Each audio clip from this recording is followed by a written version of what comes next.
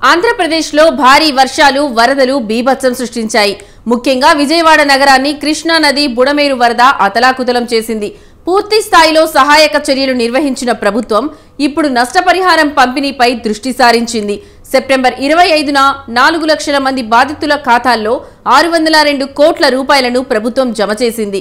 విజయవాడ కలెక్టరేట్లో వరద బాధితులకు నష్టపరిహారాన్ని సీఎం అందజేశారు. వరద సాయంతో పాటు ఏపీలో లా అండ్ ఆర్డర్ పై ఏపీ చంద్రబాబు ఏమన్నారో తెలుసుకుందాం.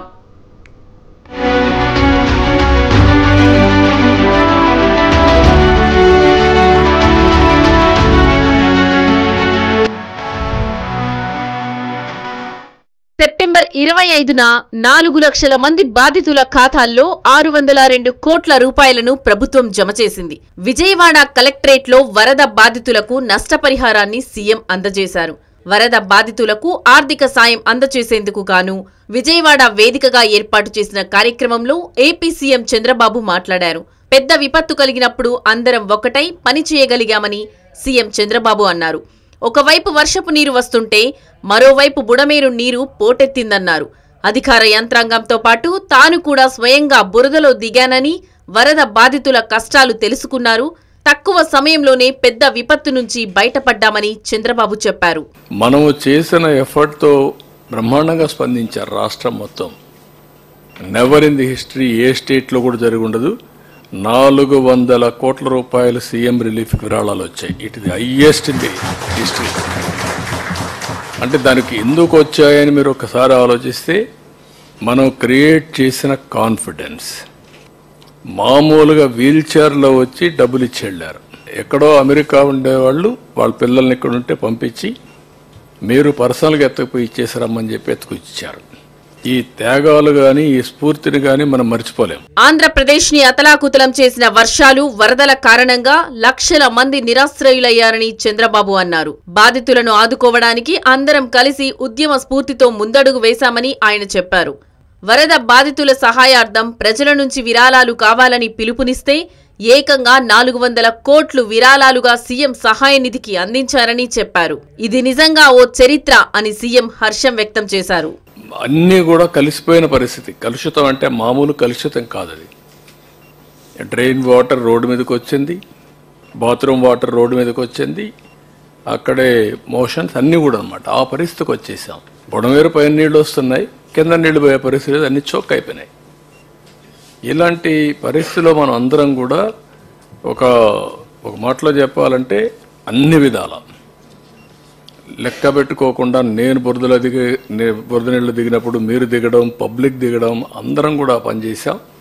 దానివల్ల ఒక సర్వశక్తులు వడ్డీ కంట్రోల్ చేసి నార్మల్స్ తీసుకొచ్చాం. వరద నష్టపరిహారం కోసం 13,000 మంది అదనంగా దరఖాస్తులు చేసుకున్నారని తెలిపారు.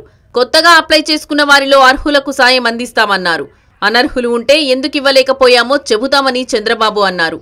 చరిత్రలో కని విని ఎరుగని రీతిలో ఆర్థిక ప్యాకేజీ ఇచ్చామన్నారు. అర్బన్ ప్రాంతాల్లో ఆర్థిక సాయం అనేది కేంద్రం నిబంధనల్లో లేదని, కానీ బాధితులను ఆదుకోవడానికి ముందుకొచ్చామని చంద్రబాబు తెలిపారు. పంట నష్టాన్ని కూడా భారీగా పెంచామని, సేవల్లో టెక్నాలజీని వినియోగించుకున్నామని చంద్రబాబు తెలిపారు. 75,000 ఇండ్లు క్లీన్ చేసి దగ్గర 330 కిలోమీటర్ల రోడ్లన్నీ క్లీన్ చేశారు. ఇంకొక పక్క మెడికల్ అయితే 2,15,3,000 మందికి ట్రీట్మెంట్ ఇచ్చారు. Within record time 2,50,000 connections పునరుద్ధరించాం. 122 బోట్లు ఉపయోగించాం. 150 డ్రోన్స్ చెప్పాను. 1,25,000 మందికి ఫుడ్ పాకెట్స్ ఇవ్వగలిగాం. ఏపీలో శాంతి భద్రతలకు విఘాతం కలిగించే వారిపై కఠిన చర్యలు తీసుకుంటామని హెచ్చరించారు సీఎం చంద్రబాబు. సీసీ కెమెరాలతో అనుక్షణం నిఘా ఉంటుందని, ప్రజల ప్రాణాలే తమకు ముఖ్యమని తెలిపారు. రాష్ట్రంలో నేరాలకు పాల్పడే వారిని ఎవరినైనా సరే వదిలిపెట్టమన్నారు. ఎవడు తప్పు చేసినా, ఎవడు తోక తప్పినా, ఎవడు ఈ రాష్ట్రంలో నేరాలు క్రియేట్ చేయాలనుకున్నా అదే చివరి రోజు. మీకు I'm very clear on that. ఎవడైనా సరే ఒకవేళ సవాలుగా తీసుకుంటారా, నేను చేసి చూపిస్తా మీకు. నాకు కావాల్సింది ప్రజల ప్రాణాలు కాపాడాలి, ఆస్తులు కాపాడాలి, లా అండ్ ఆర్డర్ కాపాడాలి, శాంతి భద్రతల పరిరక్షణ నా ధ్యేయం. దాన్ని వైలేట్ చేయాలని మీ క్రిమినల్ చరిత్రతో మీరు వస్తే మాత్రం కబద్దార్ జాగ్రత్తగా ఉండండి, ఒక్కడిని వదిలిపెట్టను. విజయవాడలోని 179 సచివాలయ పరిధిలోని ప్రజలకు ప్రభుత్వం సాయం అందిస్తోంది. నేరుగా వరద బాధితుల ఖాతాల్లోకి నష్టపరిహారం సొమ్మును జమ చేశారు.